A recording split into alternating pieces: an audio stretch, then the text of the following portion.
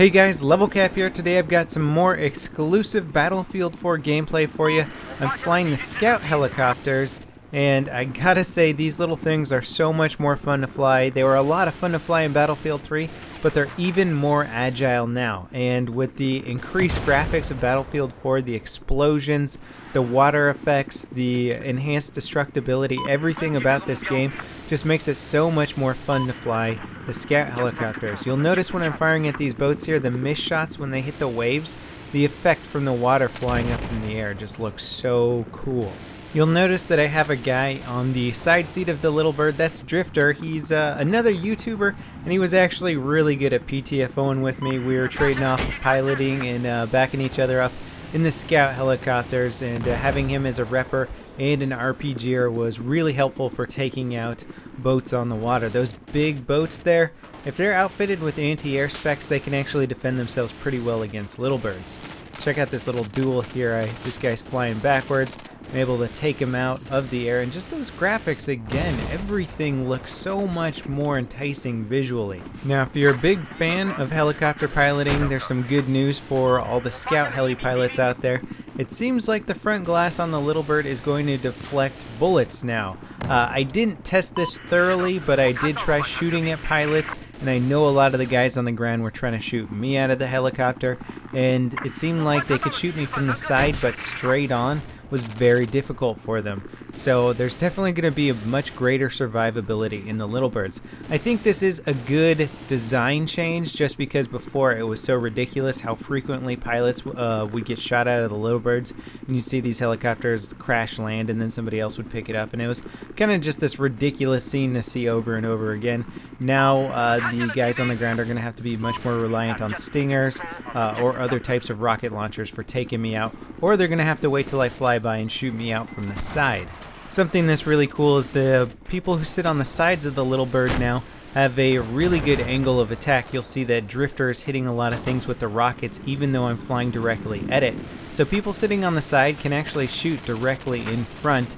They don't have the best angle in the world, but they can still hit targets that you're going head on for. So this gives you like this sort of dual attack option now. So now when you're sitting in the side of the little bird, you don't feel quite so useless. You're definitely very exposed, but you can help for taking out armored targets. Now check out this assault on the attack boat here. I'm able to take out the two gunners on the back of the boat without actually destroying the boat itself or killing the pilot. Then this boat on the ground finishes it off for me, but I like the fact that you can take out the gunners on the side of the boat, and doing a strafe over a boat with the little bird can be very successful even if you don't end up destroying the entire boat itself. All around, the Scout helicopters really just do feel like much more solid and versatile platforms. They're more agile. The pilots can't be shot out as easily. The people sitting on the sides can not only repair, but they can actually fire at targets that you're engaging now. One thing that does make piloting a little bit more difficult, or not so much piloting, but at least picking off ground targets, is spotting. Now, we've all seen the ground spotting animation where the soldier sort of points at a target when you want to designate it for your teammates or for yourself to better be able to shoot it at range. That little red triangle really does make it a lot easier to pinpoint your targets and zero in your reticle on them. But from the piloting seat, your spotting pretty much works the same way, where you can't spam it quite as much as you could in Battlefield 3. So this is going to make you reserve your spot function for when you think there are some enemies. It was a little bit difficult to get used to, but once I got the hang of it, I noticed that, I wasn't quite as effective at letting my entire team know where the bad guys were. As before, when you had a helicopter, you could kind of hit Q over a whole city and it would like bring up like 10 targets or something in the city. Now I'll hit Q and maybe one, maybe two guys will pop up, and then I can sort of choose between those two targets, and I can't just keep spamming the Q. I have to go after those targets, wait for my spot to recharge. It's just, you feel like you don't have that all-seeing eye anymore, and I think that's actually a really good balancing factor, especially considering how much better the Scout helicopters feel. It's also a really rewarding feeling for being able to just, with your naked eye, spot somebody in the jungle running by, turn your crosshairs, fire on them, get the kill. It looks much more realistic. It feels like a more real experience when you take out those targets that aren't spotted. Now this clip here especially really does look like I'm just absolutely dominating with no resistance.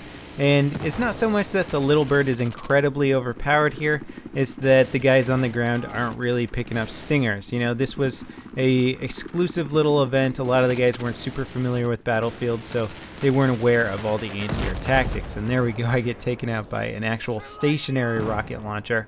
But Daskro was on the other team at times, and he was spawning with stingers all the time. He was making it very hard for me to just come in on general strafing runs, because he would lock me. I would have to hide. Sometimes he would shoot me down. So players who know what they're doing, the little birds are going to have a tough time against them. The scout helicopters, rather, are going to have a tough time against them. So I know I'm making it look easy here, not really flying too dangerously. I'm just kind of casually strafing over targets, but I will promise you, as soon as you get players in here spawning with stingers or using those wire-guided rockets, the ones that you can actually change the trajectory of once they're in flight, it's going to be very difficult for pilots going up against those. So there will be some very good balancing factors in here. Now, aside from the helicopter gameplay, my overall experience playing on the new Paracel Storm map was just amazing. This map is so visually stunning. I mean, you can see it from the footage here. I really just haven't seen anything that has looked quite this gorgeous in any Battlefield game to date. The wave physics, once the storm starts, it looks crazy. I mean, just look at me going after this attack boat here. It just looks incredible. The wake, the explosions, the way that the sparks fly off the boat when my minigun tears through it.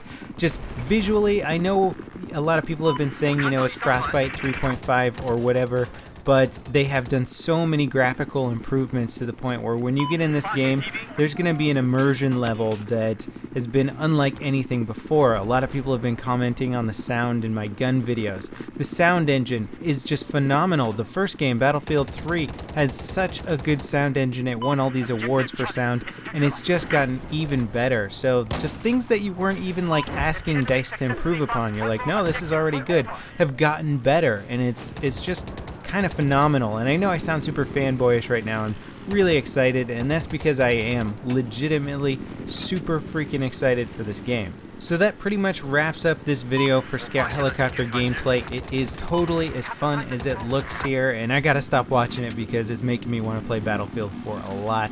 And I'm super impatient. I can't wait for that beta to come out on the 1st if you get that premium bundle. So, as always, guys, thanks for watching, and I'll see you next time. This is LevelCap, signing off.